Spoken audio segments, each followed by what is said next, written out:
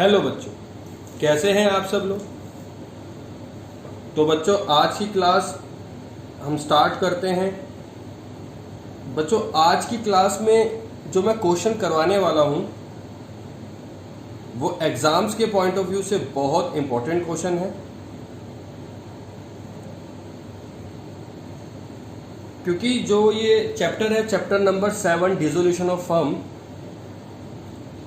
इसके अंदर एक बच्चों लोन अकाउंट भी बनता है जो कि अभी तक हमने नहीं सीखा है, कहीं पर भी नहीं सीखा है।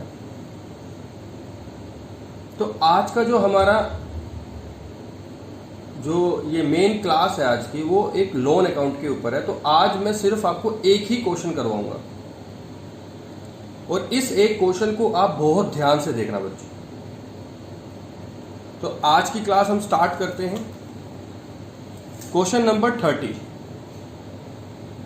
क्वेश्चन नंबर 30 पे बच्चों 2 स्टार लगा लीजिए, 3 लगाने हो 3 लगा लो, क्योंकि बहुत इंपॉर्टेंट क्वेश्चन है ये। तो स्टार्ट करते हैं। Yogesh and Naresh work partner sharing profit equally, यानी कि उनकी ओल्ड रेशियो जो है वो इक्वली है।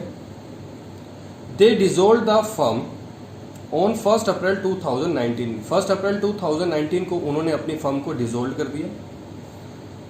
अब जो मैं आपको बताने जा रहा हूं ये बहुत इंपॉर्टेंट लाइन है। Naresh was assigned the responsibility to realise the assets and pay the liability at the remuneration of ₹10,000 including expenses. इस लाइन का ना मतलब समझेंगे आप। भाई योगेश और नरेश के बीच में बात हुई तो दोनों ने डिसाइड किया और एक नरेश को रिस्पॉन्सिबिलिटी मिली फर्म के बिहाफ से कि भाई आपने सारे एसेट्स को रियलाइज कराना है और सारी लायबिलिटी को पे करना है। ये आपकी रिस्पॉन्सिबिलिटी है। मतलब फर्म ने ये डिसाइड किया, फर्म में 2 ही बंदे हैं तो दोनों ने मिलकर ये डिसाइड किया। नरेश को रिस्पॉन्सिबिलिटी दी गई फर्म के द्वारा, नरेश को रिस्पॉन्सिबिलिटी दी गई कि सारे के सारे एसेट्स को आप रियलाइज कराओगे और लायबिलिटी को पे करोगे। ये आपकी रिस्पॉन्सिबिलिटी है। अब नरेश कहता है यार कि तुम मेरे को रिस्पॉन्सिबिलिटी दे रहे हो, अब उसके बदले क्या? उसके बदले फर्म डिसाइड करती है या दोनों मिलकर डिसाइड करते हैं, या योगेश डिसाइड करता है कि भाई उसके बदले, इस रिस्पॉन्सिबिलिटी के बदले आपको हम 10,000 रुपये देंगे, यानी कि फर्म के द्वारा आपको अलग से 10,000 रुपये रेम्यूनरेशन दिया जाएगा। ठीक है बच्चों, तो ये सिंपल सी बात हो गई, समझ में आ गई ये लाइन। तो ये इसलिए इंपॉर्टेंट है क्योंकि ये रिस्पॉन्सिबिलिटी वाला टॉपिक अभी आया नहीं था। ठीक है, और बैलेंस शीट दे रखी है फर्म की on that date was as follow. अब बैलेंस शीट देखते हैं जिसमें क्रेडिटर्स दे रखे हैं 40,000 के, बिल्स पेबल 40,000, नरेश लोन्स। अब देखो बच्चों यहाँ पर ना ये आ गया नरेश लोन और मिसिस योगेश लोन। मिसिस, देखो अब आप कहोगे यार ये तो पार्टनर ही नहीं है, क्योंकि योगेश पार्टनर है ना, ये यहां पर मिसिस लिखा है तो यहां पर ना स्टार लगा लो। ठीक है, मिसिस योगेश लोन, मतलब कि यहां पर उसकी वाइफ का लोन है। ठीक है, योगेश की वाइफ का लोन है, तो ये चीज समझना। और ये नरेश का लोन है। अब मैं इसको समझाऊंगा अभी, तो इस पे भी स्टार लगा लो, इस पे भी स्टार लगा लो, दोनों चीजों को स्टार लगा लो। यहां पर ये नरेश यानी कि पार्टनर का लोन है और यहां पर जो है ये उसकी वाइफ का लोन है। किसकी? योगेश की। चलो, इन्वेस्टमेंट फ्लक्चुएशन रिजर्व। देखो अभी तक इन्वेस्टमेंट IFR हमारे क्वेश्चन में नहीं आया, जो कि मैंने समझाया हुआ हो। तो इन्वेस्टमेंट फ्लक्चुएशन रिजर्व के बारे में मैं आपको बताऊंगा। कैपिटल दे रखी योगेश और नरेश की 21,000 और कैश और ऑब्लिक बैंक दे रखे 6,000, इन्वेस्टमेंट दे रखी 30,000, डेप्टर्स दे रखे 40,000 के और प्रोविजन फॉर डाउटफुल डेट्स दे रखे 4,000 के। ये जो चीज मैं आपको लास्ट क्लास में समझा चुका हूँ। बिल्स रिसीवेबल 33,400 के और प्रॉफिट एंड लॉस अकाउंट जो है वो 1,10,600 के, जो कि ये पार्टनर्स पे डिस्ट्रीब्यूट होंगे। एसेट्स साइड दे रखा है तो डेबिट बैलेंस है। बात समझ में आ गई? चलो स्टार्ट करते हैं। क्वेश्चन करना। कुछ एडिशनल इन्फॉर्मेशन दे रखी है। The firm was dissolved on the following terms, कुछ टर्म्स है। योगेश कहता है, Yogesh was to pay his wife's loan. Yogesh कहता है मैं अपनी वाइफ का लोन आपको दे दूंगा, मतलब योगेश जो है वो वाइफ को लोन दे देगा। और डेप्टर्स रिलीज 30,000 रुपए के। Naresh was to take, Naresh जो है वो इन्वेस्टमेंट को टेक ओवर कर लेता है एट एग्रीड वैल्यू पे 26,000। ये डी पॉइंट पे स्टार लगा रखा है, आप एक और स्टार लगा लो क्योंकि ये एक नया पॉइंट है। और इस तरीके का जो पॉइंट है, जो ये लाइन है, ये आगे भी बहुत सारे क्वेश्चंस में दी गई होंगी, तो आपको ये जो लाइन है ये बहुत ध्यान से समझना है। इसका मैं आपको पूरा ब्रीफली समझाऊंगा। Bill receivable were received along 5% rebate, ठीक है।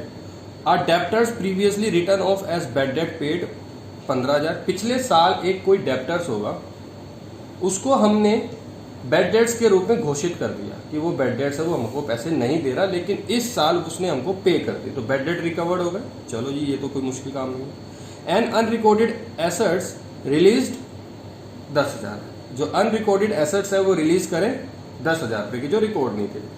अब आपको प्रिपेयर बनाना है, प्रिपेयर करना है realisation account, partners capital account और पार्टनर्स लोन अकाउंट, जो कि इस पे भी स्टार लगा लो क्योंकि ये नया है, एंड कैश एट बैंक।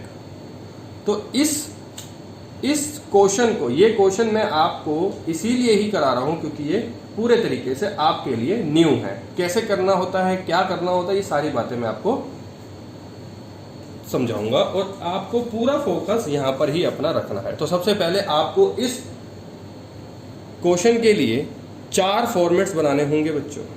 चलो स्टार्ट करते हैं।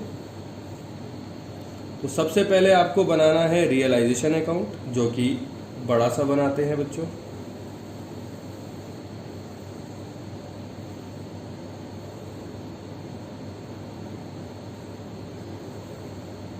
रियलाइजेशन अकाउंट बड़ा सा ही बनाया करो, ये आदत बना लो अभी से ही, क्योंकि सारा गेम इस वाले चैप्टर के अंदर रियलाइजेशन का ही है।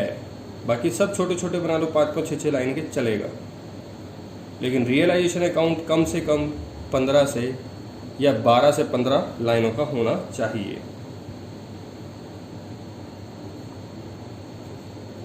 डेबिट क्रेडिट,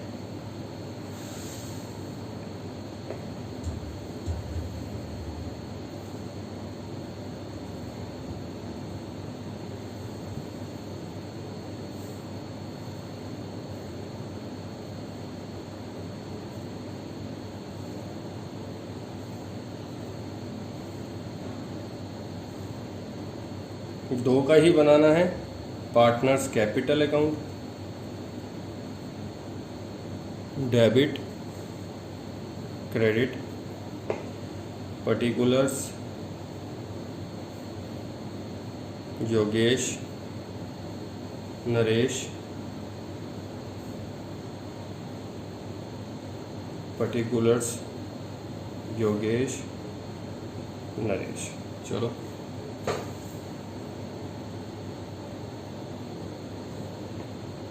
यहाँ पर बनाओ एक छोटा सा 2-3 लाइनों का लोन अकाउंट, बस ज़्यादा बड़ा नहीं बनाना। यहाँ पे लिख भी दो Naresh loan account.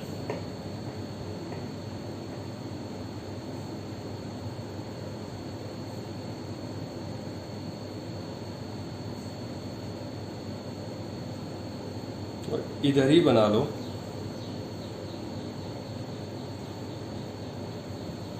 Cash account, 4-5 लाइनों का बस।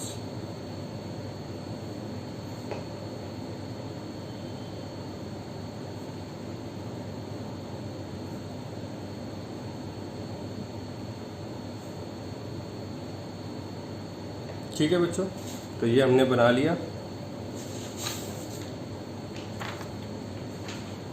चलो अब क्वेश्चन को स्टार्ट करते हैं। सबसे पहला स्टेप क्या होता है बच्चों, आपको याद हो गया होगा अब तक तो। रियलाइजेशन अकाउंट में सबसे पहला जो स्टेप होता है वो क्या होता है, बैलेंस शीट को खाली करने का। तो बैलेंस शीट को पहले हम नील कर देंगे, नील बटा सन्नाटा। तो सबसे पहले हम एसेट साइड को देखेंगे, जिसके अंदर सबसे पहले हमारे को दे रखा है कैश का बैलेंस। तो कुछ भी नहीं करेंगे, कैश बैंक कैश लेजर में जाएंगे और यहाँ लिखेंगे टू बैलेंस BD कितना 6000। ठीक है जी, कैश बैलेंस हमको दे रखा था तो हमने टू बैलेंस BD डाला और 6000 रुपये लिख दिया। उसके बाद इन्वेस्टमेंट दे रखा हैगा, हमारा जो कैश है वो हटा दिया हमने कैश, इन्वेस्टमेंट है तो टू इन्वेस्टमेंट। इन्वेस्टमेंट्स कितने किए बच्चों 30,000 रुपए की। फिर डेप्टर्स तो टू डेप्टर्स। डेप्टर्स जैसे कि मैंने आपको लास्ट क्लास में भी समझाया था, तो एक बार दोबारा से समझा देता हूं। यहां दे रखा है 40,000 माइनस 4,000 यानी कि 36,000। तो मैंने आपको लास्ट क्लास में समझाया था कि आपने 40,000 रुपये डेप्टर्स में अलग लेने हैं और PDD अलग रखना है। ये मैंने आपको लास्ट क्लास में समझाया था और उसका इंपॉर्टेंस भी बताया था। तो यहाँ पर तो हम लिखेंगे 40,000 और यहाँ लिख देंगे बाय PDD 4,000। Okay, simple. चलो, बहुत आसान रखना है अपने आप को, कुछ मुश्किलों में नहीं डालना है। बिल्स रिसीवेबल तो टू बिल्स रिसीवेबल, अमाउंट है बच्चों 33,400। और profit and loss, profit and loss debit balance दे रखा है आपको, एसेट साइड दे रखा है। तो आपको आंख बंद करके पार्टनर्स कैपिटल में जाना है और यहां लिखना है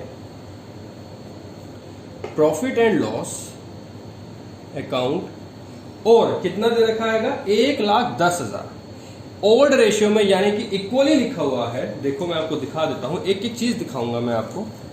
इक्वली लिखा हुआ है तो इस 1,10,600 को, मैंने 1,10,000 बोल दिया था, तो 1,10,600 दे रखा है। इसको हमने ओल्ड पार्टनर्स में डिस्ट्रीब्यूट करना है क्रॉस की फॉर्म में। एसेट साइड दे रखा है तो हमने डेबिट में डिस्ट्रीब्यूट करना है 55,300 55,300। अगर यहां पर ये एक एडवर्टीजमेंट एक्सपेंस भी दे रखे होते तो इसको भी हम डिस्ट्रीब्यूट कर। बात समझ में आ रहा है? चलो, तो हमारी एसेट साइड है सारी नील हो गई है, नील बटा सन्नाटा। चलो अब हम करते हैं लायबिलिटी को खत्म। चलो लायबिलिटी को हम नील करेंगे। तो लायबिलिटी में सबसे पहले दे रखा हैगा क्रेडिटर्स। ठीक है, तो यहां पर आए बाय क्रेडिटर्स। और देखो आदत बना लेना है स्टार्टिंग से ही आदत बना लेना है कि ये जो क्रेडिटर्स हैं इसमें मैं स्टार लगा रहा हूं और आपको पता है इस स्टार का क्या मतलब है। Star stands for outside liability. ठीक है बच्चों, तो ये आदत बना लेनी है आपको। हालांकि ये पेपरों में नहीं करना है ये सब कुछ, लेकिन जब आप प्रैक्टिस करोगे तो आप ये सब चीजें अपने आप में करते रहना ताकि आपको इसका वैल्यू रहे। क्योंकि जब तक किसी भी चीज की वैल्यू नहीं रहेगी तो आपका रियलाइजेशन इनकम्प्लीट रहेगा। बात समझ में आ रही? तो मैंने ये स्टार लगाया है क्योंकि ये आउटसाइड लायबिलिटी है और आउटसाइड लायबिलिटी की क्या इंपॉर्टेंस होती है ये मैं आपको बहुत तरीके से समझा चुका हूं, बहुत बखूबी बता चुका हूं। तो आपको इस पर ध्यान देना है। चलो, बिल्स पेबल, इस पे भी स्टार लगा रहा हूं, आउटसाइड लायबिलिटी है क्योंकि, तो 40,000 रुपये ये भी हो गए। उसके बाद देखो क्या बोल रखा है, मिसिस योगेश लोन। योगेश की जो वाइफ है उसका लोन है, यानी कि उसको हमने कुल मिला के देना है। तो बच्चों ये हमारी जो है ये भी एक तरीके से आउटसाइड लायबिलिटी हुई, ये भी एक तरीके से हमारी आउटसाइड लायबिलिटी हुई। तो यहां पर आएंगे और लिखेंगे by Mrs Yogesh loan, star लगाएंगे और यहां पर लिख देंगे कितना अमाउंट है योगेश का 42,000 रुपये। देखो बच्चों एक चीज मैंने छोड़ दी है, वो है नरेश लोन।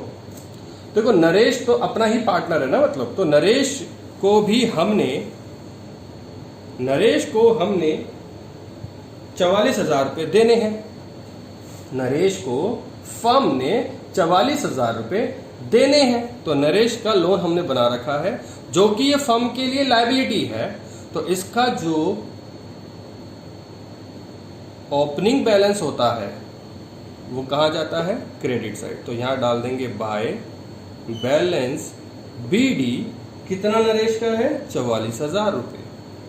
चलो, लायबिलिटी है ना फर्म की, क्योंकि नरेश भले ही पार्टनर हो लेकिन फर्म के द्वारा नरेश से लोन लिया गया है 44,000 रुपये। चलो, यहां तक बात समझ में आ गई। इन्वेस्टमेंट फ्लक्चुएशन रिजर्व, इसको ध्यान से समझना। इन्वेस्टमेंट फ्लक्चुएशन रिजर्व एक तरीके से ये इनसाइड लायबिलिटी होती है। तो इसको इन्वेस्टमेंट फ्लक्चुएशन रिजर्व ना, ये फ्री रिजर्व नहीं होते हैं, जैसे कि जर्नल रिजर्व फ्री रिजर्व होते हैं, तो ये हम पार्टनर्स में डिस्ट्रीब्यूट कर देते हैं। Workman compensation reserve free reserve होते हैं, ये हम पार्टनर्स में डिस्ट्रीब्यूट कर देते हैं। लेकिन इन्वेस्टमेंट फ्लक्चुएशन रिजर्व ये फ्री फंड नहीं, फ्री रिजर्व्स नहीं होते। फ्री रिजर्व्स नहीं होते, इसी वजह से हम इसको रियलाइजेशन में ही लिखेंगे, इसलिए ये ध्यान रखना। मैं IFR लिख रहा हूं 8,000 रुपये, और इस पे इन्वेस्टमेंट फ्लक्चुएशन रिजर्व पे आप ये तीसरा स्टार लगा, 3 स्टार लगा लो। ये 3 स्टार लगाने का जो मतलब है, ये मतलब है कि ये फ्री रिजर्व नहीं है। क्योंकि क्या होता है ना, बच्चे लोग पार्टनर्स कैपिटल में जाते हैं और इसको जो है अपना क्रेडिट साइड गए, IFI करा और उसको इक्वली में डिस्ट्रीब्यूट कर दिया, जबकि आपको ऐसा नहीं करना है। बात समझ में आ गई? आपको ये रियलाइजेशन अकाउंट में ही लेना है। ये 3 स्टार लगाए हैं, इसका मतलब क्या है, ये फ्री रिजर्व नहीं है, आउटसाइड लायबिलिटी नहीं है, ये इनसाइड लायबिलिटी है। इस बात का ध्यान रखना। आगे बात समझ में? तो ये फ्री रिजर्व नहीं है, इसी वजह से ये पार्टनर्स कैपिटल में डिस्ट्रीब्यूट नहीं हुआ, और इसको हमेशा IFR को हमेशा रियलाइजेशन अकाउंट में ही लेना है। चलो, अब क्या बचा? कैपिटल। तो बस कुछ भी नहीं, कैपिटल में गए, यहां लिखा बाय बैलेंस BD, और योगेश में डाल दिया 21,000 और नरेश में भी डाल दिया 21,000। बच्चों, कुल मिलाकर हमारा जो बैलेंस शीट थी वो खत्म हो गई, निल हो गई, जीरो हो गई, यानी कि सारी की सारी बैलेंस शीट की चीजें हमने पोस्ट कर दी। चलो, अब हमारी बात आती है किसकी? अब हमारी बात आती है बच्चों एडजस्टमेंट्स की। चलो, अब एडजस्टमेंट्स देखते हैं। मैं आपको एक एक चीज दिखा के ही करूंगा। आज मैं तसल्ली से ही आपको ये क्वेश्चन समझाऊंगा। Yogesh was to pay his wife's loan. अब फर्म ने ना योगेश की वाइफ से लोन लिया था 42,000 रुपए का, ठीक है। फर्म ने योगेश की वाइफ से लोन लिया था 44,000 रुपए का, 42,000 रुपए का, सॉरी 42,000 का। अब योगेश क्या कहता है, नीचे एडिशनल इंफॉर्मेशन में योगेश कहता है was to pay his wife's loan, यानी कि योगेश कहता है कि मैं अपनी वाइफ को पैसे दे दूंगा। तो यहां पर आए, क्योंकि क्रेडिटर्स हैं, तो हमने टू यहां पे लिखा Yogesh capital account, capital account, और ब्रैकेट में लिख दिया हिज वाइफ लोन्स। ठीक है, ये लिखने की जरूरत नहीं है, ये सिर्फ समझाने के पॉइंट ऑफ व्यू से अभी मैं आपको बता रहा हूं, ये लिखने की जरूरत नहीं है कहीं पर। तो उसने अपनी वाइफ को पैसे दे दिए, कितने दे दिए जी? 42 के 42 दे दिए। तो ये आउटसाइड लायबिलिटी थी, तो ये आउटसाइड लायबिलिटी को कट कर देते हैं। क्यों? क्योंकि ये आउटसाइड लायबिलिटी हमारा रिलीज हो गई, आगे मतलब पे हो गई, सॉरी रिलीज नहीं, पे हो गई, पे कर दिया हमने। क्योंकि हमको जितनी भी आउटसाइड लायबिलिटी होती है, मैंने लास्ट क्लास में समझा रखा, सारी पे करनी होती है। तो जो ये हमारा था, ये मैंने कट लगा दिया, क्योंकि ये हम पे कर चुके हैं, यानी कि योगेश पे कर चुका है, फर्म के द्वारा ये चला गया। पार्टनर्स कैपिटल में जाएंगे, पार्टनर्स कैपिटल में जाएंगे। अब क्या करेंगे, इसका double effect, by realisation account Yogesh ने पे कर दिए 42,000 रुपये। चलो, यहां तक समझ में आ गया। साथ साथ सब कुछ साथ साथ करना है। दूसरा क्या बोल रहा है, डेप्टर्स रिलीज्ड ₹30,000। जो डेप्टर्स थे वो रिलीज हो गए 30,000 रुपए के। तो हमने क्या करना है, यहां पर लिखेंगे बाय कैश अकाउंट और ब्रैकेट डालेंगे 30,000 रुपए के हो गए, यानी कि 40,000 वाली चीज जो है वो 30,000 रुपए में रिलीज हो गई। सी पॉइंट क्या बोल रहा है, Naresh was to take investment at an agreed of ₹26,000। जो नरेश है, नरेश ने इन्वेस्टमेंट जो है वो टेक ओवर कर ली है एग्रीड वैल्यू पर 26,000 पे। तो बस यहां पे लिखेंगे बाय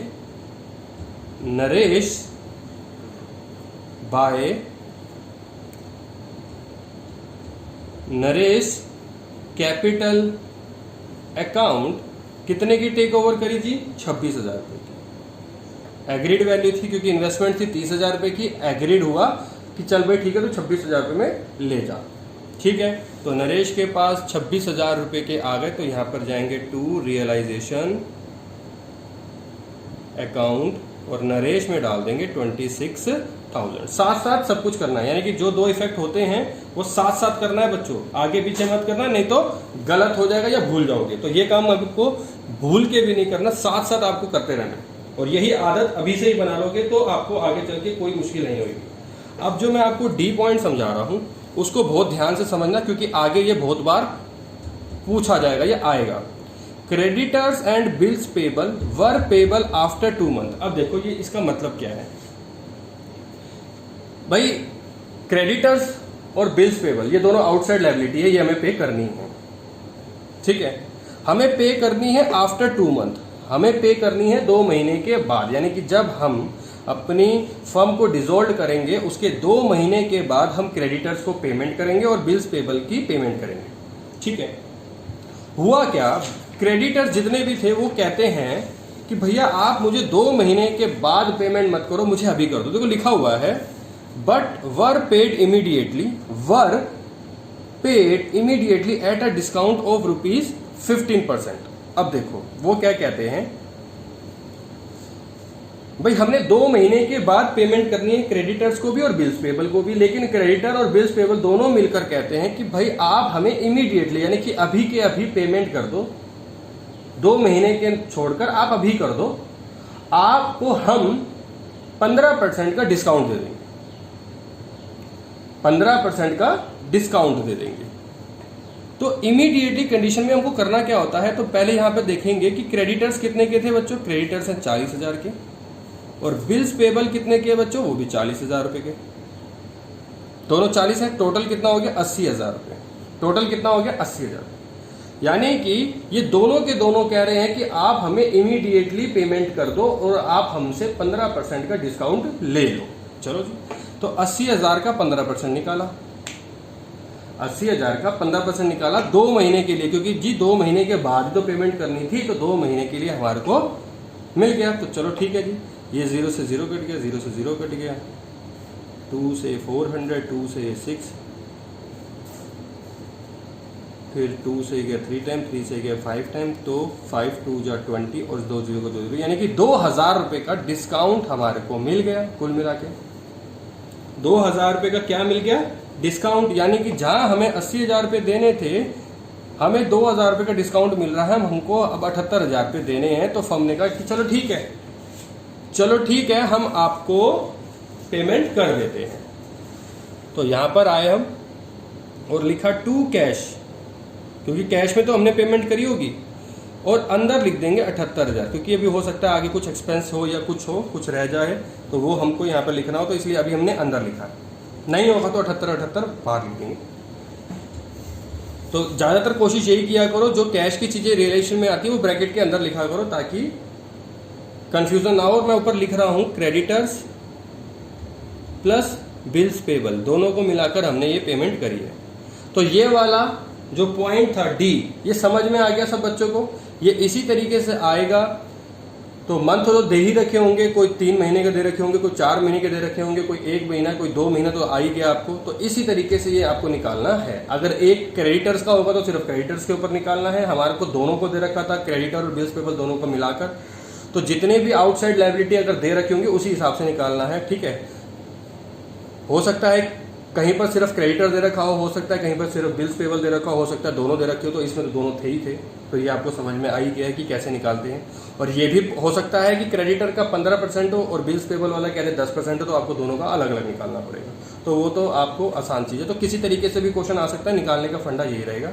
अगर दोनों का अलग अलग होता तो हम 40,000 रुपये का 15% होता, अगर क्रेडिटर का 15% होता तो 40,000 का 15% इंटू 2/12, और अगर बिल्स पेबल का 10% होता तो 40,000 इंटू 10/100 इंटू 2/12, इस तरीके से करते हैं हम। ठीक है, चलो, तो ये बात समझ में आ गई। तो अब मैं आपको कहूं तो ये भी हमारा आउटसाइड लायबिलिटी, ये भी हमारी पे हो गई, और ये भी हमारी आउटसाइड लायबिलिटी थी, ये भी पे हो गई। आउटसाइड लायबिलिटी इधर कोई बची बच्चों, तो ये 3 स्टार लगाए थे ना हमने, 1 2 और एक ये 3, ये तीनों स्टार हमने पे कर दी आउटसाइड लायबिलिटी के, यानी कि अब हमारे को इधर का काम आउटसाइड लायबिलिटी के पॉइंट ऑफ व्यू से खत्म हो गया। ठीक है, चलो अब हम आगे बढ़ते हैं। ई point, bill receivable were received allowing 5% rebate. चलो अब बिल्स पेबल, बिल्स पेबल का पैसा हमारे पास आया तो सही, ठीक है, मतलब हमने दिया तो सही। बिल रिसीवेबल है, sorry not payable, bills receivable, bills receivable were received allowing 5% rebate, यानी कि हुआ क्या, बिल रिसीवेबल का पैसा हमारे पास आ गया, लेकिन 5% के रिबेट पे, यानी कि हमने उसको 5% की रिबेट दे दी। तो ये तो सिंपल है, बिल्स रिसीवेबल कितने के हैं, बिल्स रिसीवेबल है 33,400 के, इसका 5% निकाल दो बच्चों, जो कि इसका 5% होगा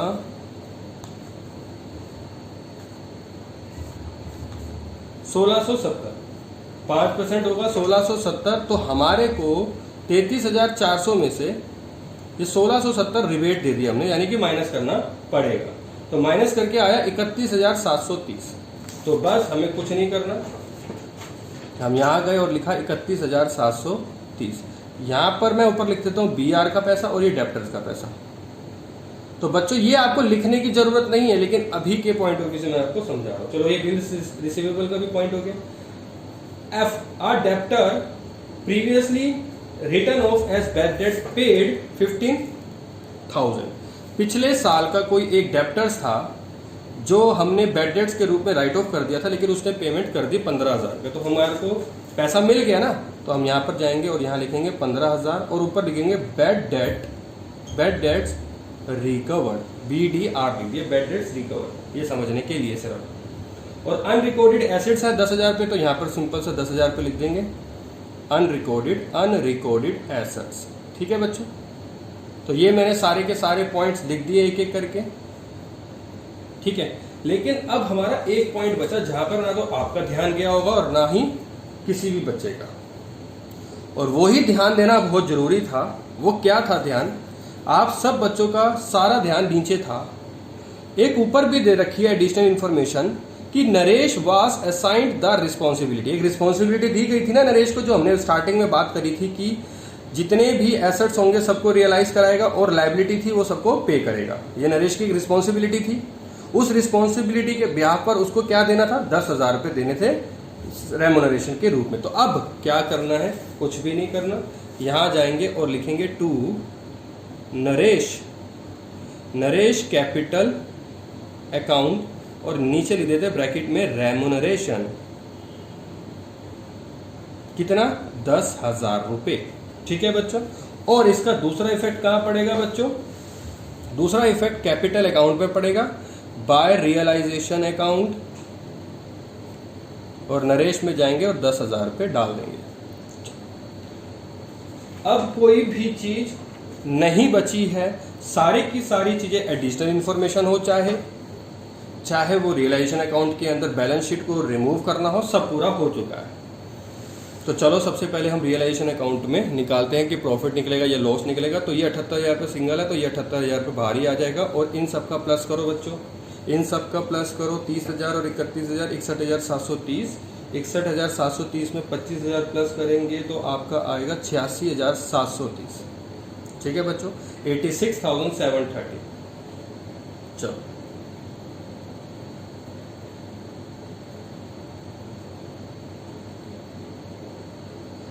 तो इसको थोड़ा सा लंबा कर देते हैं। तो टोटल करेंगे तो क्रेडिट साइड का टोटल 1,22,000, 30, 34, 40, 60, 60, 160, और 2,46,730 तो आ गया क्रेडिट साइड का टोटल, और डेबिट साइड का टोटल तो यही करना है। बाकी इन सबको प्लस करके माइनस करना पड़ेगा क्योंकि हमारा प्रॉफिट आ रहा है। प्रॉफिट कितने का आ रहा है, डेबिट साइड को प्लस करो 30, 70, 1,03,400 और इस तरीके से तो माइनस कर देंगे हम 2,46,000 में से 15, तो आपका आएगा 13,330। तो 13,330 रुपये हमारा डेबिट साइड आ गया, और ये हम डिस्ट्रीब्यूट कर देंगे किस में बच्चों, योगेश कैपिटल में और नरेश कैपिटल अकाउंट में। चलो इक्वली डिस्ट्रीब्यूट करेंगे 13,330 को, तो 6,665 और 6,665, ठीक है जी। चलो अब हमारे को इसको क्या करना है, 6,665 जो हुआ तो यहाँ पे लिखेंगे बाय रियलाइजेशन अकाउंट और ब्रैकेट में लिख देंगे प्रॉफिट, 6,665 और 6,665। चलो तो हमारा सारा का सारा काम कैपिटल अकाउंट के पॉइंट ऑफ व्यू से भी खत्म हो गया। अब हमको करना है इसको क्लोज, तो क्लोज करो।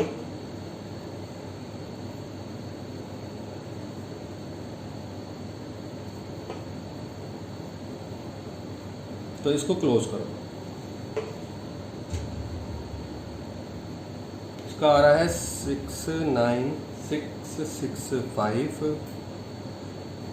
इसमें इधर का टोटल ज़्यादा आएगा तो 81,300, तो यहाँ पर भी 81,300 डाल दो और यहाँ पे 6,9,665 डाल दो। चलो क्योंकि हमारा यहाँ पे लिख देते हैं टू कैश अकाउंट। अब ना हमारे को जो चीज़ समझनी है उसके लिए मैंने अभी यहाँ छोड़ दिया। हालांकि हम हर चीज़ में कैश अकाउंट लिखते थे, अगर हमारा कहीं पर भी बचता था, इधर बचेगा तो सरप्लस होगा और इधर बचेगा तो डेफिशिएंसी होगी, ठीक है। लेकिन नरेश यानी कि जिसका हमारे पास डेबिट बैलेंस बच रहा है या जिसमें क्रेडिट का बच रहा है, क्रेडिट साइड बच रहा है या डेबिट बैलेंस बच रहा है। बच्चों कोई भी चीज़ क्रेडिट साइड बचती है उसको डेबिट बैलेंस बोलते हैं, ये हम पहले बता चुका हूँ मैं। और जो भी चीज़ का डेबिट में बचता है, डेबिट साइड बचता है, तो वो क्रेडिट बैलेंस होता है क्योंकि पोस्टिंग में वो ट्रांसफर हो जाता है क्रॉस की फॉर्म में। अब मैंने यहां पर तो कैश अकाउंट लिख दिया, तो पहले कैश अकाउंट लिख दिया, तो 6,9,665 में से 55,300 माइनस कर दो तो आपका आ जाएगा 14,365, 14,365 आ जाएगा। अब जो है नरेश का ही लोन है, नरेश का ही लोन है और नरेश का ही डेफिशिएंसीज निकल रहा है, यानी कि डेबिट बैलेंस निकल रहा है। बात समझ रहे हो, नरेश का ही डेबिट बैलेंस निकल रहा है। तो जब नरेश का डेबिट बैलेंस निकल रहा हो तो ध्यान से सुन लो बच्चों, क्योंकि ये चीज में मिस्टेक हो जाती है, और ध्यान से देख लो। जिस भी व्यक्ति को हमने लोन के रूप में पैसा देना है और कैपिटल अकाउंट में उसका अगर डेबिट बैलेंस आ रहा है, तो हम क्या करते हैं, उसको कैश की जगह लिख देते हैं Naresh loans account, Naresh loan account, और कितना है 43,635 बैलेंस। ये समझ में आई बात? दोबारा से बोल रहा हूं, सुन लो। जिस भी व्यक्ति का फर्म ने लोन देना होता है और वो पार्टनर होता है, तो जब हमारा पार्टनर कैपिटल में क्रेडिट साइड या डेबिट बैलेंस बचे, क्रेडिट साइड या डेबिट बैलेंस बचे, डेबिट बैलेंस बचे, तो उसकी जगह कैश की जगह हमें नरेश लोन अकाउंट लिखना होता है। और दूसरी भी चीज का मैं बता रहा हूं, इन केस अगर नरेश को हमने लोन दे रखा है और हमारा बैलेंस डेबिट साइड बच रहा है या क्रेडिट बैलेंस बच रहा है, तो उसको हम कैश में ही लिखेंगे। ये बात समझ में आई? दोबारा से बोल रहा हूं, सुन लो ध्यान से, क्योंकि ये बार बार मैं इसलिए बोल रहा हूं क्योंकि ये एक इंपॉर्टेंट चीज है। पार्टनर्स कैपिटल के अंदर जिस भी व्यक्ति का, जिस भी पार्टनर का, जिस पार्टनर से लोन ले रखा होता है, जिस पार्टनर से लोन ले रखा होता है, अगर पार्टनर कैपिटल के अंदर उसका डेबिट बैलेंस बचता है तो उसको नरेश लोन लिखेंगे, ना कि कैश लिखेंगे। अगर क्रेडिट बैलेंस बचता है या डेबिट साइड बचता है तो कैश अकाउंट ही लिखा जाएगा। तो अब हम इसको ट्रांसफर कर देंगे और यहां लिख देंगे टू नरेश कैपिटल अकाउंट 43635। क्यों लिखा? क्योंकि देखो एक तरफ तो हमने 44,000 रुपये उसको देना था और एक तरफ हमें 43,635 रुपये उससे लेना है, तो हम इसको यहीं पे एडजस्ट कर लेंगे ना। बात समझ में आ गई? इस सरप्लस का मतलब क्या होता है कि हमने देना है। सरप्लस का मतलब क्या है? हमने देना है। तो अगर वो सरप्लस निकलता तो हमने वो भी देना है और 44,000 रुपये तो देना ही देना था, तो हम यहां पर फिर कैश लिखते। बात समझ में आ गई? अगर इसका क्रेडिट बैलेंस बचता यानी कि सरप्लस में बचता उसका पैसा, तो हम उसको कैश अकाउंट में ही लिखते और इसको हम 44,000 रुपये को कैश से दे देते। यानी कि ये हम पार्टनर्स कैपिटल वाला जितना भी यहां बचता वो भी देते और ये भी देते, क्योंकि दोनों ही देने हो गए। लेकिन यहां पर हुआ क्या कि 44,000 तो उसको हमने देने थे क्योंकि हमने उससे लोन ले रखा था, और कैपिटल में, पार्टनर्स कैपिटल में 43,635 रुपए उसकी तरफ निकल रहे कि उसने हमको देने, तो हम उसको इस तरीके से एडजस्ट कर लेंगे। बात समझ में आ गई? और यहां पर जो बचा यानी कि इसको अब क्लोज करो, खत्म काम, बस अब इसको क्लोज करो और जो भी बचा बैलेंस उसको कैश में देकर खत्म कर दो। कितना देंगे कैश में उसको हम? 365 रुपये, 365 रुपीज देकर हमारा काम उसकी तरफ खत्म हो गया। बात समझ में आ गई बच्चों या नहीं आई? चलो अब हमको बनाना कैश अकाउंट, तो अब हम कैश अकाउंट पे देखेंगे हमने कैश में क्या क्या पेमेंटें करी हैं और क्या क्या लिया है। तो सबसे पहले रियलाइजेशन अकाउंट में आओ। रियलाइजेशन अकाउंट में हमने सबसे पहले ये सारी चीजें हमारे पास आई हैं, ये सब आया है, 86,730 रुपये हमारे पास आया है। तो हम यहां जाएंगे टू रियलाइजेशन लिखेंगे यानी कि डेबिट में कितना? 86,730 रुपये। और रियलाइजेशन में हमने कैश में कुछ दिया है? बिल्कुल दिया है जी, हमने कैश में 78,000 रुपये हमने क्रेडिटर और बिल्स पेबल को दिए थे।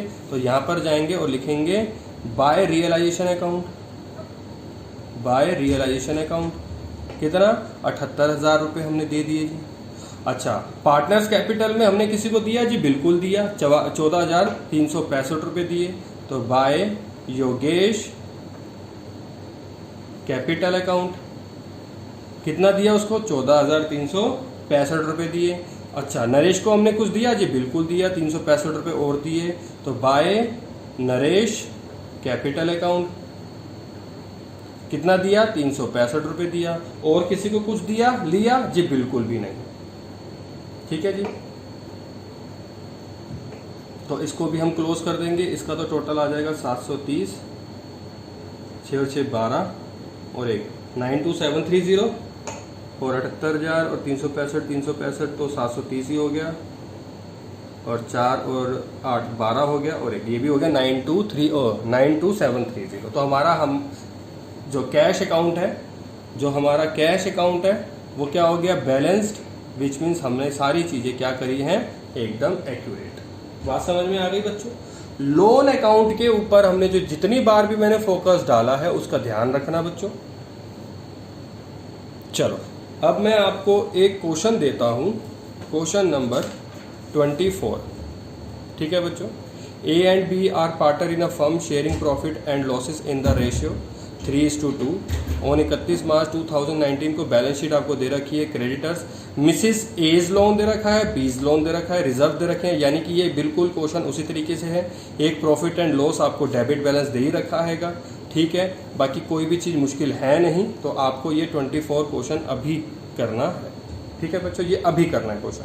तो चलो स्टार्ट करो आप सबके सब, बाकी मैं चेक करूँगा।